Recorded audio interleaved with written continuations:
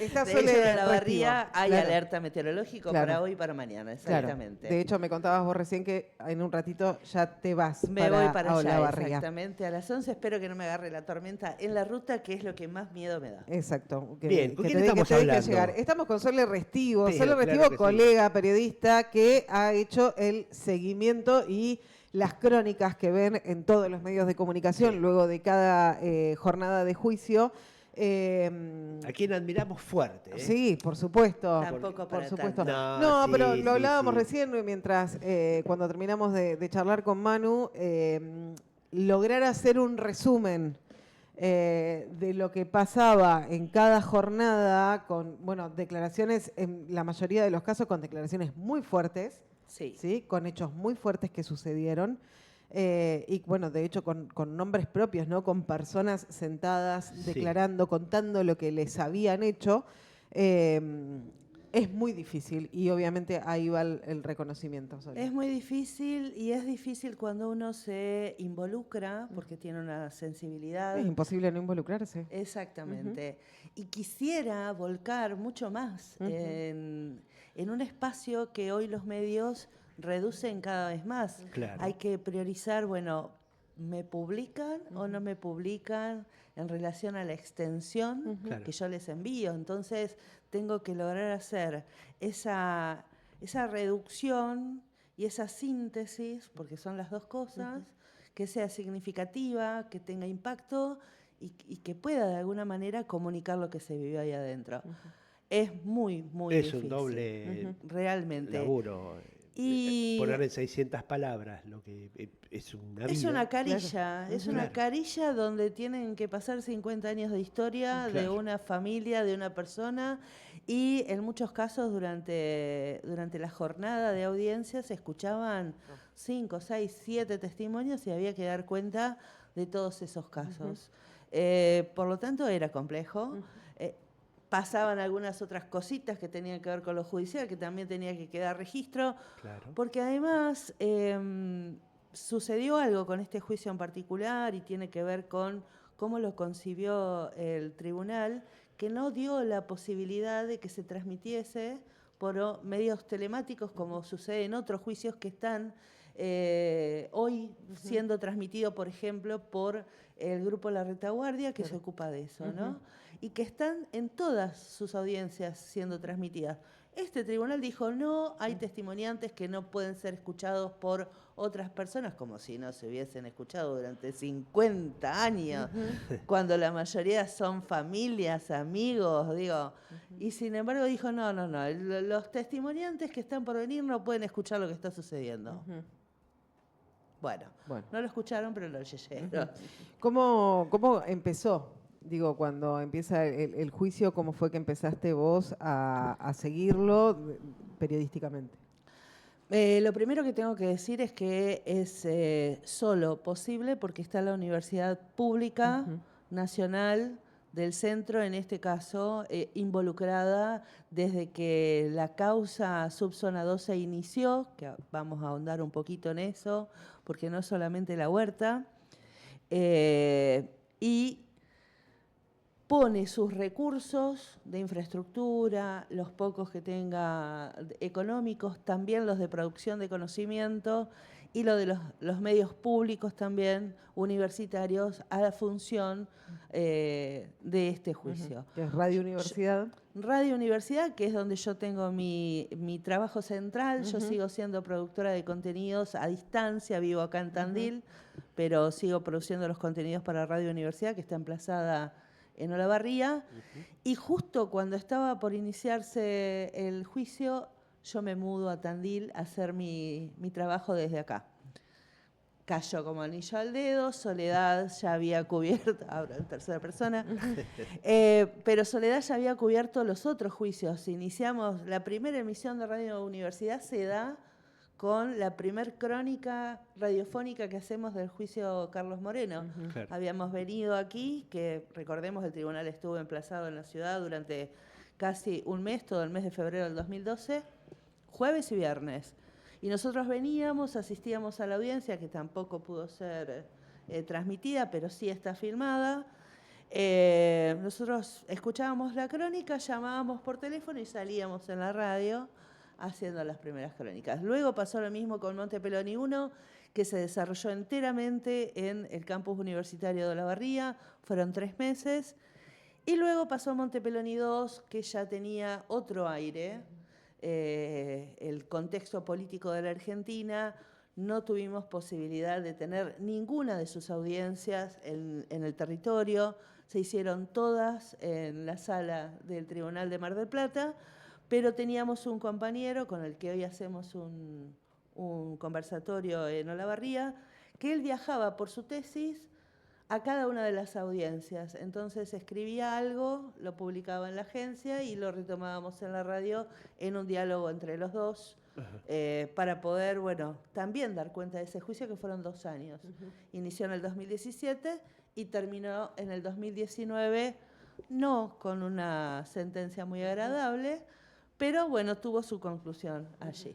Así que bueno, había como algo de experiencia para poder hacer esto. Y, insisto, la universidad pública por detrás, porque siempre digo lo mismo, muchos medios, grandes, chicos, privados, comunitarios, no es que no quieren hacer este tipo de cobertura, es que no se puede. Claro. Es caro tener una persona durante 3, 4 y hasta 6 horas en algunos momentos sentada allí adentro escuchando para que después se escriba en 1 hora.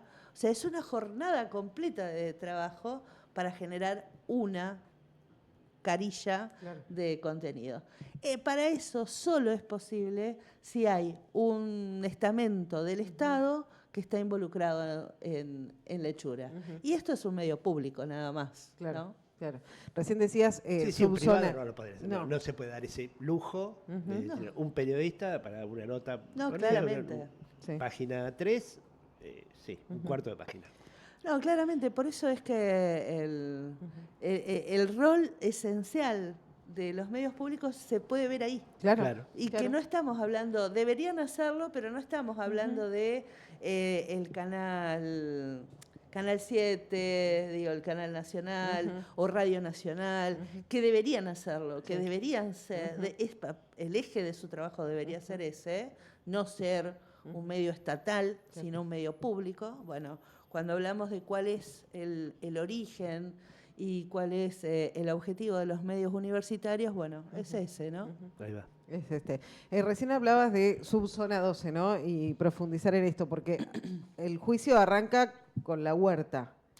Sí, pero en realidad después... justamente ayer es un concepto que lo venimos trabajando desde hace un tiempo ya. Ayer estuvo dialogando en el Instituto de Formación Docente y Técnica 10, Manuel Mararión, que es el abogado querellante por la Subsecretaría de Derechos Humanos, pero que además, recordemos que para llegar al juicio hay un montón de hechos que se fueron dando. Primero, la consecución de los hechos hace 50 años. En ese momento se empezó a escribir este juicio. Pero después la Argentina pasó por muchísimos hitos, digamos, que han ido haciendo que se llegue a este juicio en estas condiciones ahora. Pero inicialmente, para recuperar alguna trayectoria más cercana, hay que recordar que cuando se levantan las leyes de impunidad, estaban sucediendo los juicios por la verdad, que es lo que habían conseguido las abuelas, madres y organismos de derechos humanos a partir de un caso que se lleva a la Comisión Interamericana por Derechos Humanos, que es el Lidia Lapacó, y que la Corte dice no puede ser, que esto quiere decir juzgamiento, no está a derecho, como mínimo hay derecho a la verdad. Claro. Entonces ahí se realizan los juicios, que en la zona de Mar del Plata, todo subzona 12, lo llevaba adelante el juez Luis Comparato. Ahí se vuelcan un montón de los testimonios que escuchamos ahora. Testimonios que hasta fueron mucho más extensos porque estaba más fresca. La cosa estamos hablando del año 2006. Y allí mismo la subsecretaría, que es querellante en todos los juicios que tienen que ver con la provincia de Buenos Aires, presenta la denuncia formal para abrir este expediente y esta instrucción. La instrucción comienza por la huerta, pero cuando empiezan a ver que los casos que llegan empiezan a tener una relación de circuito que es más amplia y que abarca todos los centros clandestinos de detención de la zona, se convierte en el juicio de la huerta subzona 12. Claro. Y ahí donde incluyen todos los casos que tengan que ver con los centros clandestinos, que son 14. Estamos hablando de Exícer, la Quinta de los Méndez, comisarías, Sierra Chica. Exactamente. Estamos hablando de un circuito que incorpora espacios de tortura, las comisarías donde estuvieron muchos y muchas detenidos, detenidas, alojados y de ahí eran trasladados, los 2 penales, Sierra Chica y la cárcel número 7 de Azul, y algunos otros espacios más que tienen que ver con el regimiento de Azul, el ex maternal, bueno, diferentes, la brigada, bueno, varios lugares.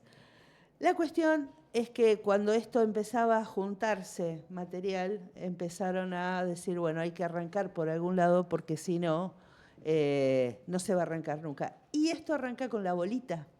Es el primer juicio, recuerdan, el primer caso donde declara Néstor Kirchner, Cristina Kirchner, por el caso de su compañero, claro. La bolita que quien es sentenciado en ese momento es Alejandro Duret, que también está en este juicio. En la huerta. Por el caso del padre de la bolita y otros conscriptos que también fueron en ese marco detenidos desaparecidos. Allí comienza. Después viene Carlos Moreno y Montepeloni. Y en este último tramo que había arrancado con la huerta y el expediente de Azul, que era el expediente de la mayoría de los casos de detenciones y desapariciones de aquella ciudad, comienza con eso. A lo largo del tiempo, bueno, van pudiendo incorporar otros tramos para que no queden sin juzgamiento, porque efectivamente la idea o la sensación que hay es que ya no habrá otro juicio en esta zona, claro. Sino que aquí culmina. Claro. ¿Qué esperás para el viernes? No tengo buenas expectativas, creo que no nos va a dejar un buen sabor el veredicto, creo que va a haber muchas absoluciones, de hecho ya sabemos que hay 4 que fueron pedidas por la Fiscalía. La Fiscalía dijo que no había prueba suficiente y pidió la absolución de 4. Obviamente las querellas dijeron que no y pidieron las perpetuas para todos, pero sin embargo, ya que la Fiscalía pida 4 absoluciones y que 20 de las penas vayan entre los 3 años y los 20, da cuenta, ¿no?, de una sensación. Y además que estamos frente a un tribunal que se ha apegado a la norma estricta. Claro, a la letra dura. A la letra dura de la ley. Cuando nosotros hablamos de que no se transmitió porque no querían que los testimoniantes se escucharan, es una de las pruebas de que sucede esto. Entonces, y la Fiscalía en el mismo sentido pide estas penas que van... Si pedís 3 años, es probable que te absuelvan. Claro. Tal cual. Porque si la Fiscalía pide 3 años, ya está, te van a absolver. Entonces creo que... Y además hay otro tema. Empezamos con 52 imputados. Sí. La mayoría de las planas mayores, que eran más adultos en el momento de los hechos, han fallecido. Sí. Bernadú, por ejemplo. Claro, las causas ahí se caen. El fallecimiento de Bernadú dejó un tendal de casos que no van a obtener justicia. El fallecimiento de Valquinta, el fallecimiento de Conti, pero han fallecido una veintena casi. Pero nombro esos 3 porque son como los de mayor jerarquía, que ya habían tenido condenas, que probablemente fuesen condenados nuevamente, pero al fallecer, los casos por los que estaban imputados quedan ahí sin justicia.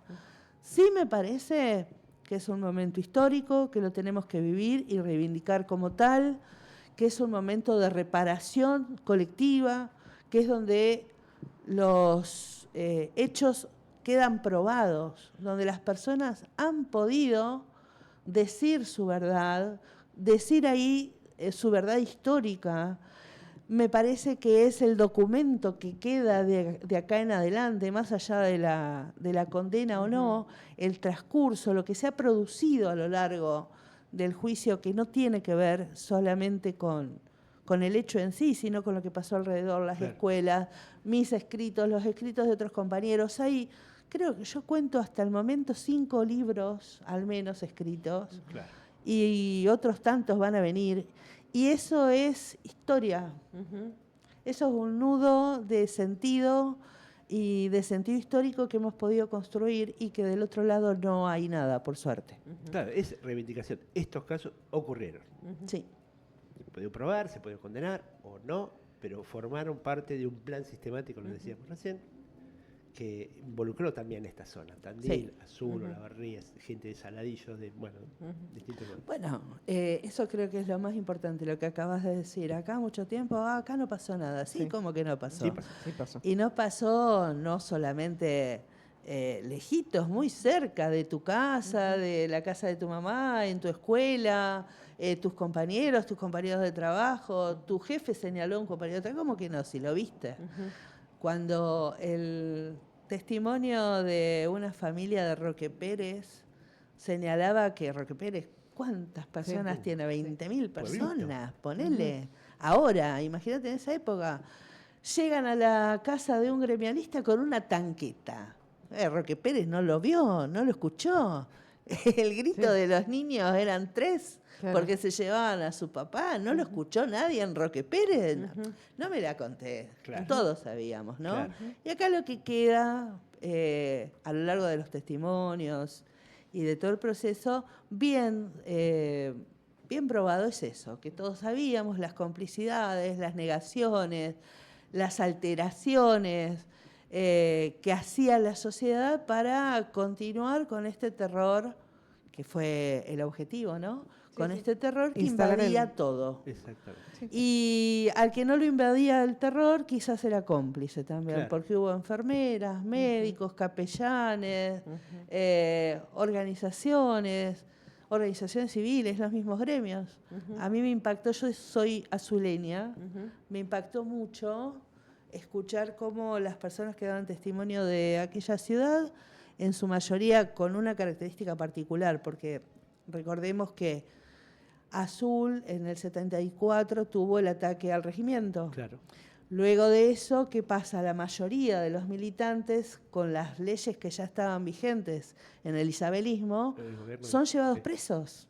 Claro. Entonces, toda la militancia joven de Azul estaba presa cuando cae el golpe.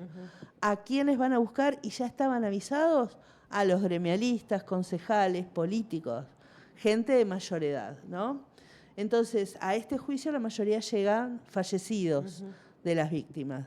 Pero además, los que lograron decían, y lo expresaron hasta con cierta todavía pasmosidad, que ellos sabían que los iban a ir a buscar, pero nunca pensaron que se iban a encontrar con semejante crueldad. Claro.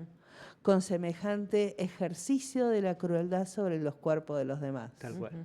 Y que el terror se iba a expandir tanto que ni los amigos iban a acompañar a esas personas que ya no eran las mismas, perdían el trabajo, perdían la familia, quedaban en su mayoría con secuelas psicológicas, psiquiátricas, de todo tipo, pero sobre todo sin trabajo.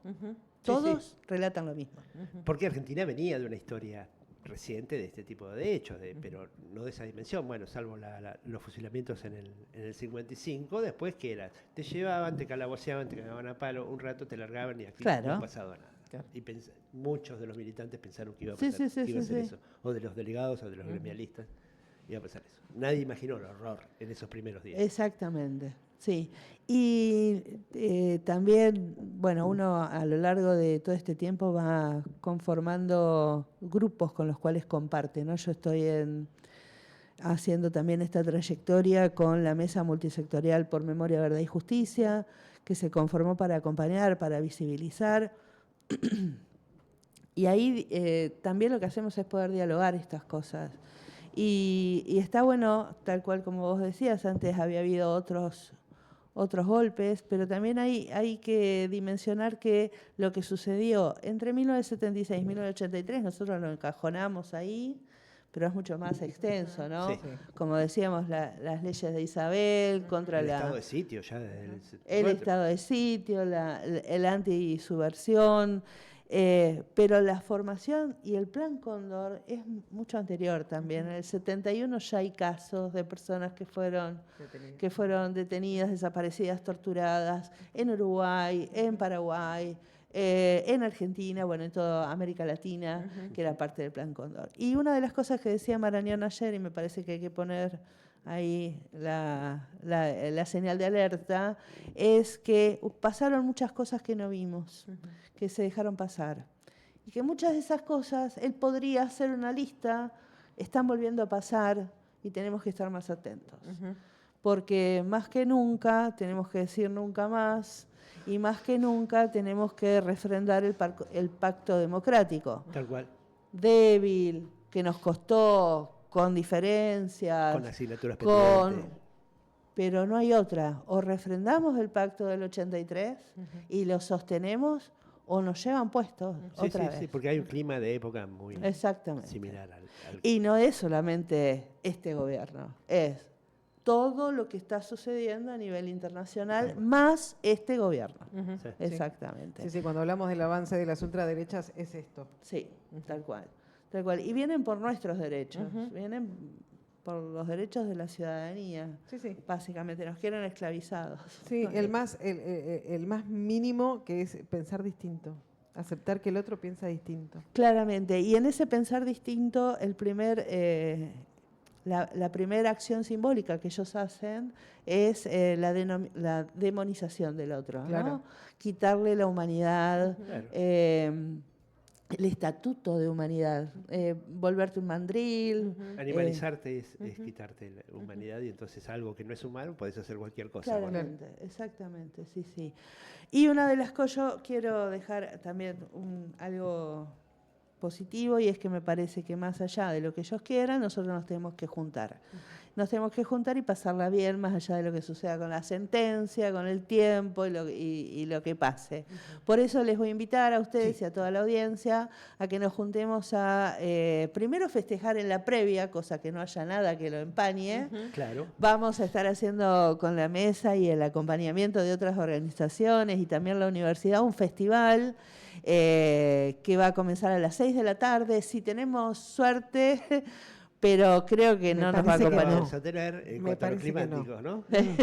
No Sí. creo que tengamos clima lindo, pero ponele, Sí. la cita va a ser en Pinto y Chacabuco. Sí, si no hay plan. Si no, tenemos la posibilidad de encontrarnos en el Centro Cultural Perfecto. Universitario, en el ¿Se gimnasio. hace o se hace? Va a haber bandas desde las 6 de la tarde, nos vamos a juntar allí, y a las 10 de la noche cierra Facón. Muy bien, hermoso. Que Facón, como buena zuleña, yo soy fanática, pero además me parece que es una banda que también condensa un montón de sentidos regionales. Sí. Claro. Es nuestra banda consagrada, tenemos... muchos de los que tienen mi edad la han seguido durante mucho tiempo, así que me parece que era la banda correcta para escuchar, quien además nos ha regalado, y va a tocar seguro, una canción muy especial, que es Cuando veo mi cara, que la hizo con Ignacio Montoya Carlotto, que es el nieto recuperado 114, y que es maravillosa. Así que esperemos que también nos regalen ese día esa canción. Muy bien, a partir de las 6 de la tarde. Y el viernes, la lectura de la sentencia. El viernes comenzamos con la transmisión de Abra y Radio Universidad a las 10 de la mañana. Vamos a estar haciendo entrevistas, también poniendo un poco en escena qué es lo que va a suceder en la previa. Imagínense que hay que ver cómo se organiza una universidad para recibir a todo el tribunal. Va a haber despliegue de un montón de cosas que está bueno mostrar, además de lo conceptual que siempre hacemos, pero también un poco de eso, ¿no? De cómo es la previa, sucedió, claro, la sí. entrada al recinto, que va a estar bastante restringido porque con todo el despliegue quedan unos 100 lugares que van a estar destinados a familiares y víctimas. Recordemos que son al menos 138. Los casos que llegan a juicio, 138, las víctimas total 191. Así que ahí ya tenemos un problema, porque no nos alcanzarían los lugares. Claro. Pero bueno, sabemos que no vienen todas. Así que eso también.